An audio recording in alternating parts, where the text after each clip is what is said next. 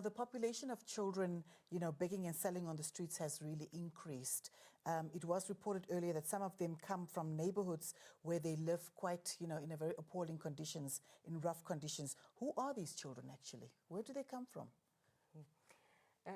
Firstly, thank you very much for having me. I just want to clarify, and as you rightly indicated in the beginning, Namibia has really made strides, and as government through the ministry that's entrusted with the mandate to promote the well-being and the protection of children, we have the Child Care Protection Act that is very specific in terms of ensuring the rights of the children, and also it goes further to stipulate the measures that is required when a child is in need of protective services.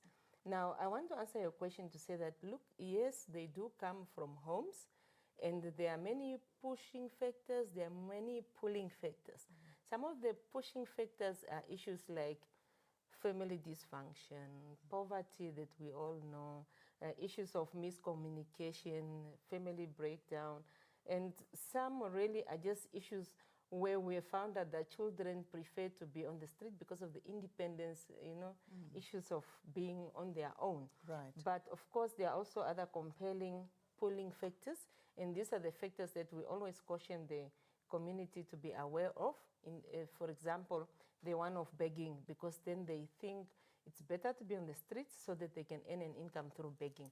So those are some of the factors that we have identified that contributes to the children living on the street. Of course, some of the circumstances, it's beyond the control.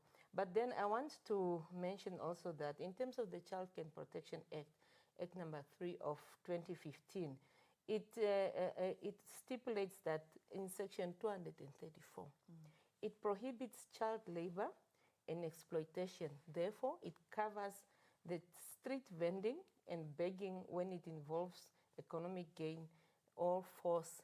And this is what we are seeing for the children in the street. So what does it then mean? It means that a person who is convicted of this crime, it is a crime according to the Act, will be liable to a fine for up to 50,000 or imprisonment for up to a period of 10 years or both. I'm mentioning this to caution especially the parents, the caretakers, the legal guardians, to be cautious of this provision that's in the Act. So this is an offense, and we are really cautioning that, as parents, we must start to take the responsibility of, positive parenting. And these are some of the initiatives that we have undertaken as a Ministry of Child Welfare, Gender Equality and Child Welfare. Now, Minister, you mentioned about push factors such as, life hardships, poverty, and things like that in terms of why these children end up begging for money, and they're getting it from begging and selling on the streets. Now, but their lives are at risk. How is that being managed or handled? Again, coming back to the legal framework that governs our work that we do, when a child is in a dangerous or a harmful situation, the minister is empowered by the Act. That's a work that's delegated to the social worker, who will then be able to remove that child from a harmful situation or circumstances. Now, as a ministry, we respond to it in two ways. Firstly, is by providing that service to remove the child, and we also have facilities in terms of places of safety. We have shelters. We also have in Grysblock our after-school center, which is one of our strategic intervention, which we have established to address the needs of children living and working on the streets, and also children that are at risk. Now, at this after-school care center, we offer various programs because we do acknowledge that these children will then need psychosocial support. We offer programs such as life skills, because this is to allow or to equip the children to cope with the day-to-day challenges. We also, very important to mention, we focus on reintegrating these children that we found on the streets with their families, and in some instances where the children were not enrolled in school, we enroll them. Where the children has dropped out, we re-enroll them, mostly in hostels, because you don't want to put the child in the same environment that you find the child. So we really offer a full-rounded psychosocial support, And we also do this in collaboration with the NAMPOL because of ensuring that we are enforcing the law and also enforcing the provisions of the Act that is really there to guide us, to protect the children, to provide for measures in terms of what needs to be done when a child is in a dangerous situation. And also, it's to give effect to all the other international instruments that we have ratified. So we do have programs, how we deal with the children that we found. I was just looking at our statistics in the last quarter. We have rounded up around 430 children. And these are the children that have received services at the after-school center. So we do have facilities, we do have programs, but really the purpose of the information that I'm sharing is also just to caution the parents in terms of their responsibility and also to communicate the services that we render as a ministry, as a caring government that is there to advance and to promote the well-being of the children. Honourable Minister, you talked about the after-school centre and what programs are being provided there. Now, what about children who cannot actually go home or because of circumstances at home? What long-term care options actually exist for those kind of children? Okay.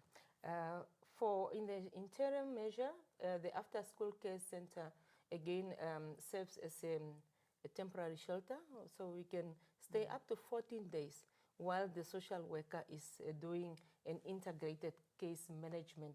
But also worth mentioning is that we do have the children's home, and again, leaning on our act that provides a legal framework, it provides for kinship care. That is where you have families taking on family members or relatives. It provides for adoption, the whole process, and then also it provides for the ministry to provide shelter in a residential child care facility. So we have various of them. We have the one in Windhoek, and then we have also private residential child care facilities that we as government, we are subsidizing. So we do offer both a response and preventative measures, and also in terms of providing awareness. And just as a final question, how would you assess the current success rates for family tracing and reintegration programs for children like this? We are making headways, especially for children. You know, there are two categories. Some are children who come from home, be in the streets, and then go back to sleep, stay at home. And then there are those children who are just on the street. So with those and with the assistance of the NAMPOL, we are really making headways, but there is no child that should be left unattended. That's why we do have either the temporary shelter until when the case is completed, or then there is also that provision for permanent placing in a children's home. Obviously, that one takes its own course up to a court order for us to be able to place a child. Yeah.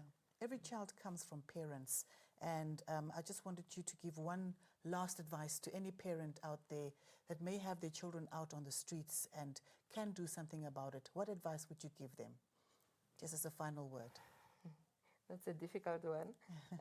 Parents, we do have an obligation, and we really encourage that we first resolve even family issues, conflict, in a way of, you know, family conflict negotiation, and also in a community base. You know, back then we used to say you are raised by a village.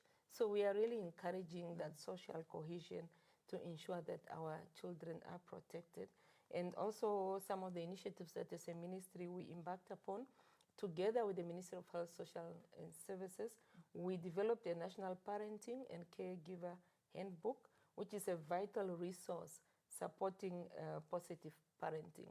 So this is the resource that we would like to take up to the traditional authorities so that we are able to educate, create awareness, and also translate it in various languages in order for everyone up to a grassroots level to be equipped with these much needed skills, the advice that we need to become better parents, because, for example, in Namibia, we've seen that the majority population, around 42% or so, is children aged 0 to 17 years old. So we do have a majority population that we need to take care of, and it's a responsibility of every citizen of a community to ensure that we care for each other.